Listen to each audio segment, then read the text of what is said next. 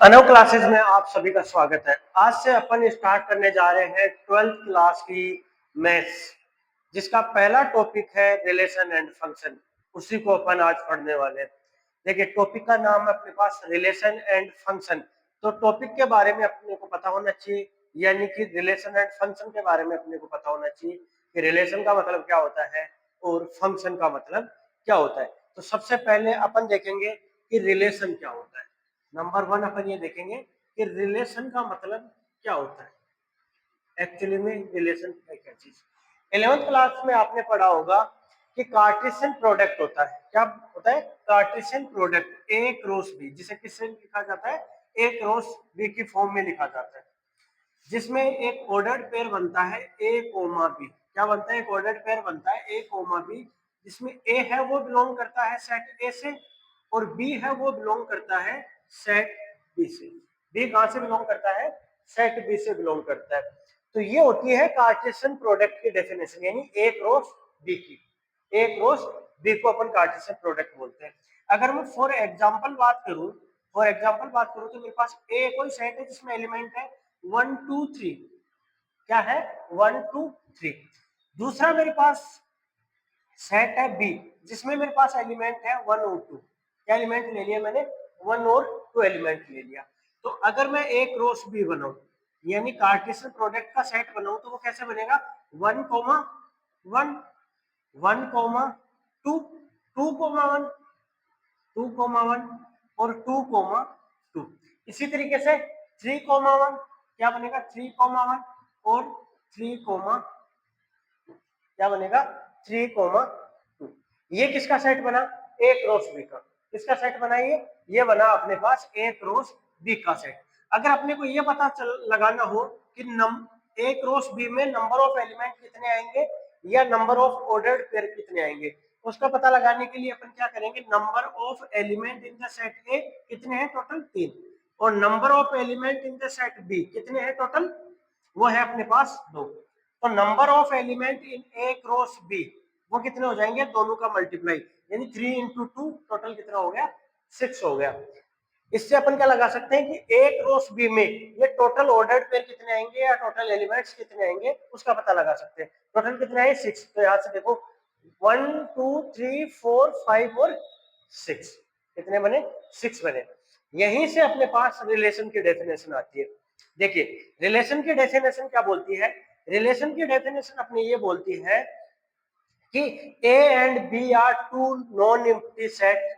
क्या? A and B are two non empty set, then every ordered pair या every element of A cross B is define a unique relation। एक बार फिर revise करा रहा हूं कि A and B are two non-empty set, then every element या every ordered pair of A cross B is define a unique relation। यही relation की definition होती है, यानी ये जितने ऑर्डर्ड पेयर बन रहे हैं ये अपने आप में एक रिलेशन को शो करते हैं। किसको शो करते हैं? रिलेशन को दर्शाते हैं। ठीक है। अब देखिए, ये हो गई अपने पास रिलेशन की डेफिनेशन। अगर आप बुक का पहला पेज ओपन करते हैं, उसमें कुछ एग्जांपल्स दिए हुए हैं। जैसे पहला एग्जांपल दिया हुआ है कि ए कोमा बी। ठीक है, एक स्टेटमेंट है कि ए कोमा बी है वो बिलोंग कर रहा है ए क्रॉस बी में, यानी ए और बी के बीच का जो रिलेशन आ रहा है वो कहां से आ रहा है? ए क्रॉस बी से। और ए है वो बी के साथ किस तरीके से रिलेशन में है कि A is the sister of B. A है वो बी की सिस्टर है। ए किसकी? बी की सिस्टर है। ये अपन ने एक रिलेशन बना दिया। इसी तरीके से नेक्स्ट में दिया हुआ है कि A is the brother of B. A है वो बी का भाई है।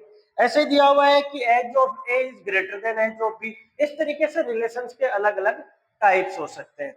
आई थिंक यहाँ तक कोई प्रॉब्लम आपको नहीं होगी। अगर कोई भी प्रॉब्लम है तो आप डेफिनेटली कमेंट सेक्शन में पूछ सकते हैं, वहां भी मैं आपको आपके क्वेश्चन का जवाब दूंगा। इसके बाद आता है अपने पास टाइप्स। अगर मैं टाइप्स की बात करता हूं रिलेशन के लिए, तो देखिए रिलेशन के लिए बेसिकली अपन 6 टाइप्स को पढ़ते हैं। कितने टाइप्स को पढ़ते हैं? 6 टाइप को पढ़ते हैं। नंबर 1, एम्प्टी रिलेशन क्या होता है? यूनिवर्सल रिलेशन क्या होता है? रिफ्लेक्सिव रिलेशन क्या होता है? सिमेट्रिक रिलेशन क्या होता है, ट्रांजिटिव रिलेशन क्या होता है, और इक्विवेलेंस रिलेशन क्या होता है, इनके बारे में अपन वन बाई वन पढ़ते हैं। तो सबसे पहले अपन स्टार्ट करेंगे टाइप्स में, सबसे पहले टाइप्स में स्टार्ट करेंगे अपन कि इम्पिट्टी रिलेशन क्या होता है। किसकी बात करेंगे कि रिलेशन में इम्पिट्टी रिलेशन क्या होता है। देखिए सबसे पहले नंबर वन, किसकी बात कर रहे हैं अपन, नंबर वन बात कर रहे हैं इम्पिट्टी रिलेशन। इम्पिट्टी रिलेशन, कि इम्पिट्टी रिलेशन का मतलब एक्चुअली में क्या है। देखिए एक रिलेशन मैं डिफाइन करता हूँ, रिलेशन में कुछ इस तरीके से डिफाइन कर रहा हूँ कि ए मैंने कोई सेट ले लिया जिसमें एलिमेंट है मेरे पास 1 2 3 और 4, 1 2 3 एंड 4 मैंने ले लिया, और मैंने रिलेशन में डिफाइन किया कि ए है वो रिलेटेड होगा बी से। ये लिखने का तरीका होता है कि ए बी के साथ रिलेशन में है। कब आएगा ए और बी रिलेशन में, इस तरीके से लिखा जाता है। ये रिलेशन में तब आएंगे जब ए स्क्वायर प्लस बी स्क्वायर है वो ग्रेटर देन कितना आ जाए, ग्रेटर देन 17 हो, जहां ए मेरे को लेना है ए सेट से और बी को लेना है मेरे को सेट बी से। ये मेरे पास दिया हुआ है, क्लियर है यहां तक। अब देखिए A square plus B square, one का स्क्वायर, अगर मैं रिलेशन बनाना चाहूँ इसके लिए मेरे को रिलेशन बनाना है। इसका मतलब रिलेशन का देखो सेट कैसे बनेगा, ये बी से नहीं लेना है, ये भी कहां से लेना है, ए से ही लेना है। ए और बी दोनों कहां से लेना है, सेट ए से। बी सेट तो अपन ने लिया ही नहीं। अब देखिए यहां से वन लिया है, यहाँ पे वन पुट करूंगा, फिर एक बार वन पुट करूंगा, तो वन का स्क्वायर प्लस वन का स्क्वायर, यानी वन का स्क्वायर वन प्लस वन, क्या ग्रेटर देन 17 होता है, नहीं होता। इसका मतलब वन वन से रिलेट नहीं करेगा। अच्छा वन टू से रिलेट करेगा, यहाँ पे वन ले लेता हूँ, यहाँ पे टू ले लेता हूँ, करेगा रिलेट। देखो यहाँ से इसका स्क्वायर हो गया अपने पास, वन का स्क्वायर हो गया वन और टू का स्क्वायर हो गया 4, यानी कितना हो गया अपने पास 5 हो गया। इसका मतलब क्या हो गया, 5 हो गया। इसका मतलब ये रिलेट नहीं करेगा, क्यों, ग्रेटर देन 17 नहीं है ना। इसी तरीके से मैं चेक करना चाहूँ वन और फोर, वन और फोर, वन को और फोर को अगर मैं लेता हूं तो यहां से देख रहा हूं वन का स्क्वायर कितना हो जाएगा, बताओ मेरे को। वन और फोर का स्क्वायर 16, फोर का स्क्वायर कितना हो गया 16। तो ऐसे सिचुएशन में ये क्या हो जाएगा, ग्रेटर देन से मतलब ग्रेटर देन नहीं होगा लेकिन इक्वल 17 हो जाएगा। इसके इक्वल हो जाएगा 17 की, मतलब कि अगर मैं वन और फोर लेता हूं तो ये बन जाएगा वन का स्क्वायर प्लस फोर का स्क्वायर, यानी बन गया वन प्लस 16, जो कि कितना आ गया 17। इसके इक्वल तो आ रही है ना, ग्रेटर देन तो नहीं आ रहा है लेकिन इक्वल तो आ रहा है। इसका मतलब 1,4 अपने को क्या बनाना है, आ जाएगा इसके अंदर रिलेशन में आ जाएगा, इसमें आ जाएगा रिलेशन में आ जाएगा।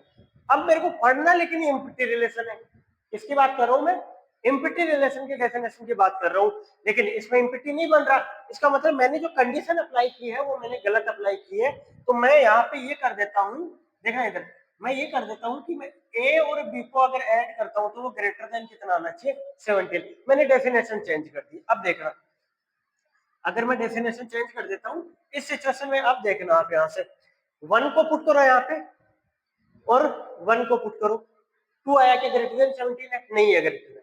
अगर वन टू लेता हूं तब भी नहीं आएगा क्योंकि दोनों को ऐड करो 3 बनेगा, वन फोर भी नहीं बनेगा और वन थ्री भी नहीं बनेगा। ठीक है, मतलब मैक्सिमम से मैक्सिमम वैल्यू अगर मैं 4 ले लेता हूँ और 4 को 4 के साथ ऐड करता हूँ तो भी वो 8 ही बनता है, वो भी 17 नहीं आता। मतलब मेरे को ऐसा कोई यहाँ पे ऑर्डर्ड पेयर नहीं मिलेगा जिसको इस कंडीशन को वो सेटिस्फाई करे, यानी कि रिलेशन में नहीं आएगा। तो रिलेशन में नहीं आएगा तो यहाँ क्या मिलेगा 5, यानी कि इस कंडीशन को सेटिस्फाई करते हुए कोई भी ए और बी, कोई भी ए और बी है वो रिलेशन में नहीं आ रहा। इसे क्या बोल देते हैं अपन, इम्पिटी रिलेशन। इसे क्या बोल देते हैं अपन, इम्पिटी रिलेशन बोल देते हैं। अगर मैं इसी के लिए देखो, इसी के लिए मैं नेक्स्ट एग्जांपल लिख रहा हूं कि ए रिलेट कर रहा है बी से, ए किससे रिलेट कर रहा है, बी के साथ रिलेट कर रहा है। तब देखना ए कोमा बी, क्लियर है, ए कोमा बी रिलेशन में आएगा। कब आएगा, जब ए प्लस बी है वो क्या जाए लेस देन 17, क्या जाए लेस देन 17। और ए अपने को ए से लेना है और बी भी अपने को कहां से लेना है, ए से लेना है। तब देखना इसके लिए, अब रिलेशन बनाए, देखो सेट मैंने यही लिया है, इसके लिए डेफिनेशन अलग थी, ये एग्जांपल नेक्स्ट जो मैंने लिया है इसके लिए मैंने डेफिनेशन अलग ली है। चलो रिलेशन का मैं सेट बनाता हूँ। अगर मैं रिलेशन का सेट बनाऊंगा तो देखना यहाँ से 1 पुट करूंगा, 1 का 1 के साथ बिल्कुल 1 + 1 2 < 17 है, बिल्कुल है, यानी 1, 1 आ जाएगा, 1, 2 भी आ जाएगा, 1, 3 भी आ जाएगा, 1, 4 भी आ जाएगा। अच्छा, इसी तरीके से देखना 2, 1 आएगा, बिल्कुल आएगा, 2, 2 आएगा, बिल्कुल आएगा, 2, 3 आएगा, आएगा, 2, 4 आएगा, आएगा। इसी तरीके से 3, 1 भी आएगा, 3, 2, क्योंकि इन दोनों को ऐड कर रहे हैं तो 17 से कम आ रहा है ना, तो जो 17 से कम है वही अपने पास यहाँ पे आएगा रिलेशन में, तो ये 17 से कम बन जा रहा है। यहाँ 3, 3 भी आएगा, इसी तरीके से 3, 4 भी आएगा, 4, 1 भी आएगा, 4, 2 भी आएगा, 4, 3 भी आएगा और 4, 4 भी आएगा। यानी कि मैं क्या बोलना चाह रहा हूं, मैं बोलना ये चाह रहा हूं कि जितने अपने पास पॉसिबल ए क्रॉस ए थे, अगर मैं ए क्रॉस ए बनाता हूं, देखना समझना, ए क्रॉस ए यानी नंबर ऑफ एलिमेंट इसमें और नंबर ऑफ एलिमेंट इसमें, दोनों का क्रॉस करूंगा, यानी 4 × 4 16, तो टोटल अपने पास पॉसिबल ए क्रॉस ए थे वो कितने थे 16, और अपने पास जो पॉसिबल थे वो सारे के सारे रिलेशन में आ गए। इसका मतलब ये कैसा रिलेशन बन गया, यूनिवर्सल रिलेशन। एम्प्टी में अपने पास एक भी ए और बी के बीच रिलेशन नहीं मिल रहा था एम्प्टी रिलेशन में, यूनिवर्सल में सारे के सारे जितने पॉसिबल ए क्रॉस ए थे वो अपने पास रिलेशन में आ गए। क्लियर है, देखना इधर कितने आएंगे टोटल 16, तो यहाँ से 1 2 3 4 5 6 7 8 9 10 11 12 13 14 15 और 16, टोटल जितने ए क्रॉस ए पॉसिबल थे, यानी कार्टेशियन प्रोडक्ट में जितने एलिमेंट या जितने ऑर्डर्ड पेयर पॉसिबल थे वो सारे के सारे रिलेशन में आ गए। इससे रिलेशन को अपन क्या बोल देते हैं, ऐसे रिलेशन को अपन यूनिवर्सल रिलेशन बोल देते हैं। देखो मैं दोनों डेफिनेशन भी आपको पढ़ के बता देता हूँ, सेकंड पेज पे है, बोल रहा है a relation R in a set A is called empty relation if no element of A is related to any element of A. यानी पहली डेफिनेशन के हिसाब से कि सेट ए का कोई भी एलिमेंट सेट ए के किसी भी एलिमेंट के साथ रिलेट ना करे, ऐसे क्या बोल देते हैं अपन, एम्प्टी रिलेशन बोल देते हैं, वही यहाँ पे लिखा हुआ है। सेकंड डेफिनेशन देखिए यूनिवर्सल की बोल रहा है कि a relation R in the set A is called universal relation. इसे यूनिवर्सल रिलेशन बोलेंगे, कब बोलेंगे, इफ ईच ऑफ ए यानी each element of A is related to every element of A, यानी सेट ए के सारे एलिमेंट बचे हुए सारे एलिमेंट के साथ, यानी सेट ए के सारे एलिमेंट के साथ क्या कर जाए, रिलेट कर जाए, ऐसे को अपन क्या बोल देते हैं, यूनिवर्सल से यूनिवर्सल रिलेशन बोल देते हैं। आई थिंक आपको क्लियर हो गया। इसके नीचे देखिए एक लाइन और लिखा है, बहुत इंपॉर्टेंट लाइन है, ध्यान में रखना है इस बात को। बोल रहा है कि both relation empty relation and universal relation is called a trivial solution, यानी इसे कभी कभी ट्रिवियल सॉल्यूशन के नाम से भी जाना जाता है। चलिए इसके बाद अपन बात करते हैं एग्जाम्पल की। नीचे देखिए एक एग्जाम्पल दिया हुआ है, उस एग्जाम्पल को भी साथ में सोल्व करते हुए चलते हैं। एग्जाम्पल बोल रहा है कि let A be the set of all student of the boys school. किसका सेट लिया है, बॉयज स्कूल के सारे बच्चे, किसका सेट लिया है इसने, बॉयज स्कूल के सारे बच्चे। तो बोल रहे हैं so that the relation r in a given by r is equal to a comma b, और बोल रहा है a is the sister of b, a is the sister of b। Question यहाँ तक ये बोल रहा है, क्वेश्चन बोल रहा है, ये चाह रहा है कि अपन ने जो सेट लिया है उसमें स्कूल के सारे बच्चे हैं, क्या है, स्कूल के सारे बच्चे हैं, और वो बच्चे कौन से हैं, बॉयज। किसको लिया है, बॉयज को, गर्ल्स को इसमें इंक्लूड इसने नहीं किया है, सेट जो बनाया वो केवल बॉयज का बनाया है। अब देखिए इसी सिचुएशन में अगर बॉयज का बनाया है तो इसका मतलब क्या हुआ, क्या ऐसा पॉसिबल है कि ए बी की सिस्टर हो, पॉसिबल है, ये लिख रहा है ना इसमें, देखो रिलेशन में ए और बी रिलेशन में कब आएंगे, जब A is the sister of B, A B की सिस्टर हो। जब अपने पास सेट में लड़की है ही नहीं तो सिस्टर बनना पॉसिबल नहीं है, इसका मतलब ऐसा रिलेशन क्या हो जाएगा, एम्प्टी रिलेशन हो जाएगा। क्लियर हुआ ये बात। अब देखिए इसके नीचे नेक्स्ट बोल रहा है कि r dash is equal to a comma b, then difference between height of a and b less than 3 metre. क्या बोल रहा है कि ए और बी के बीच का जो रिलेशन आएगा, बोलना ये चाह रहा है कि आर डैश जो अपने पास रिलेशन अपन बना रहे हैं उसमें ए कोमा बी किसमें आएंगे, रिलेशन में आएंगे। कब आएंगे, जब ए और बी के बीच की, ए और बी के बीच की जो हाइट का डिफरेंस है वो 9 मीटर सॉरी 3 मीटर होना चाहिए। कितना बोल रहा है, 3 मीटर बोल रहा है। अब देखिए, अगर स्कूल में कोई भी बच्चा जाता है उसकी हाइट आप मिनिमम से मिनिमम पकड़ के चलिए तो कम से कम 2 फीट का तो होगा, ठीक है। अगर स्कूल में जाने वाला बच्चा मैक्सिमम से मैक्सिमम अगर 7.5 फीट का भी हुआ, इससे ज्यादा तो किसी की हाइट पॉसिबल है, लगता नहीं है रियल लाइफ में, यानी 7.5 अपन मान के चलते हैं। तो दोनों के बीच की डिस्टेंस कितनी आई, क्या 5.5 आया? अरे इस हाइट और इस हाइट के बीच का डिफरेंस कितना आया, 5.5 फीट। लेकिन इधर बोल रहा है 3 मीटर, 3 मीटर का मतलब लगभग 9 फीट, लगभग कितना, 9 फीट।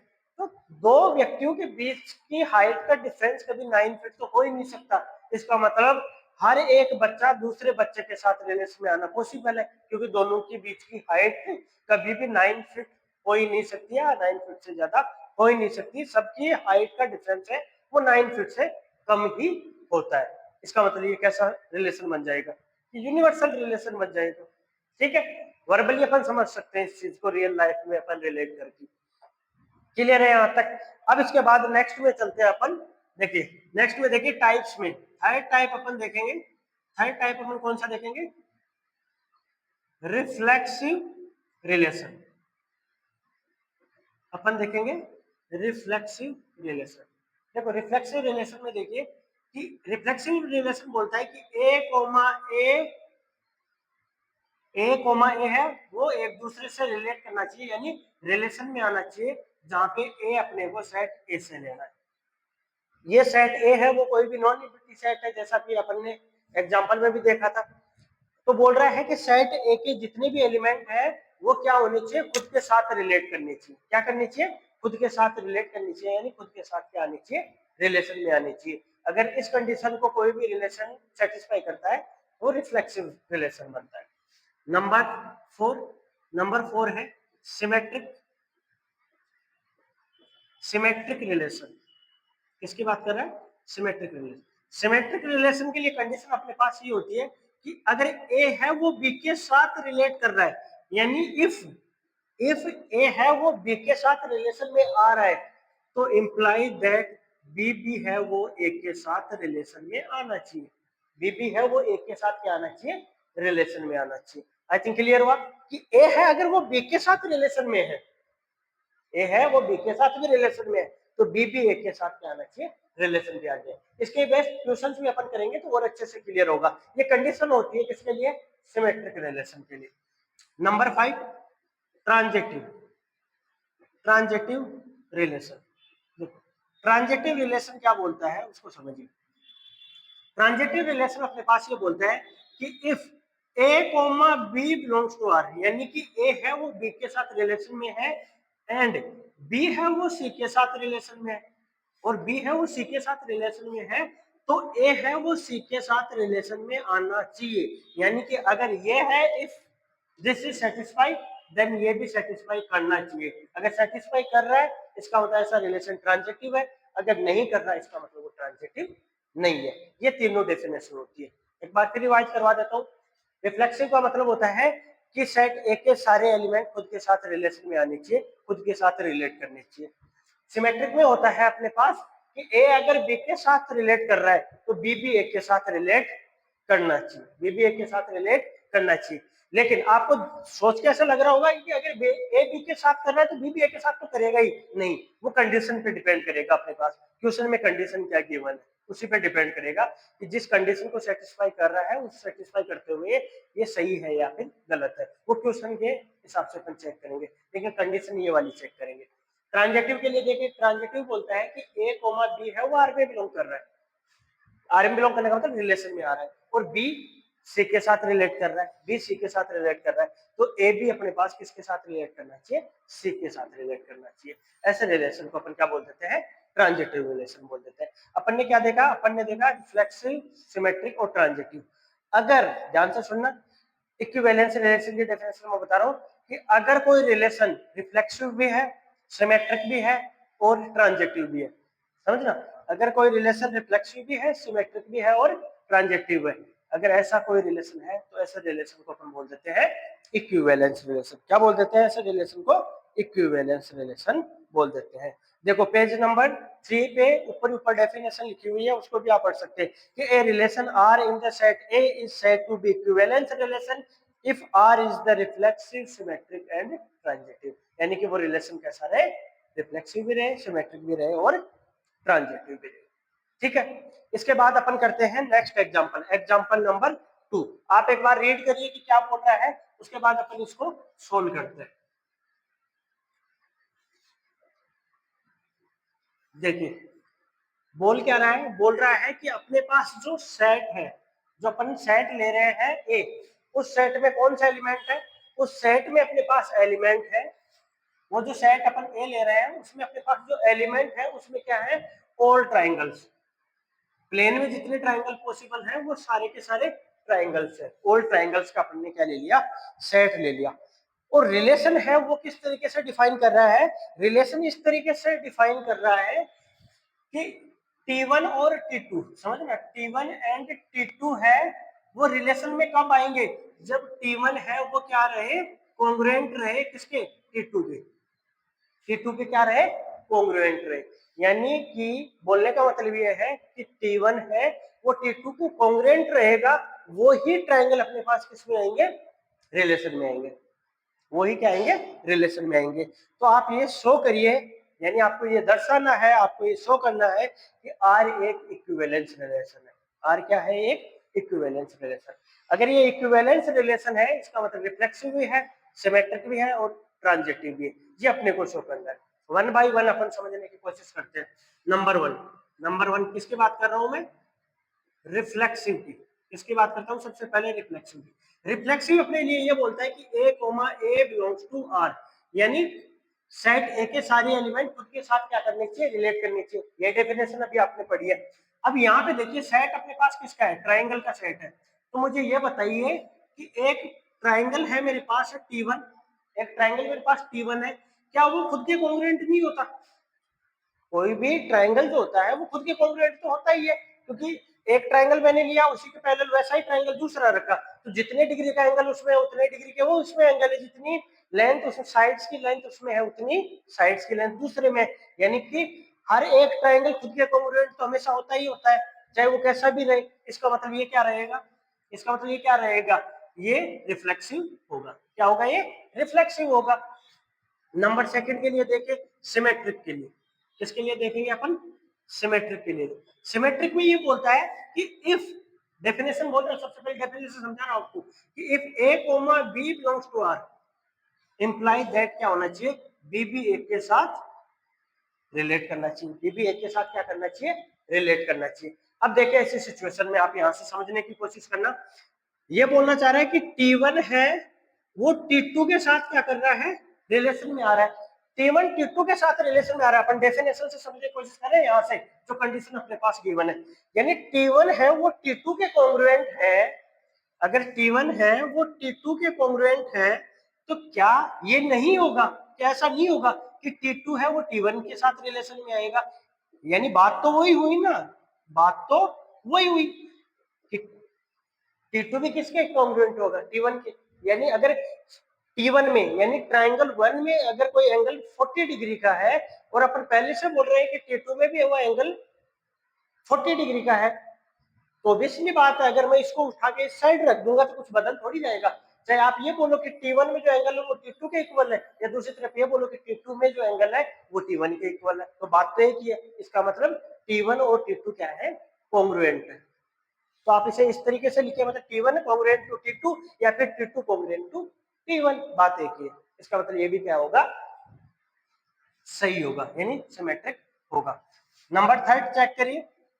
नंबर थर्ड चेक करिए। थर्ड है कि ट्रांजेक्टिव। क्या? ट्रांजेक्टिव। ट्रांजेक्टिव कैसे चेक करेंगे?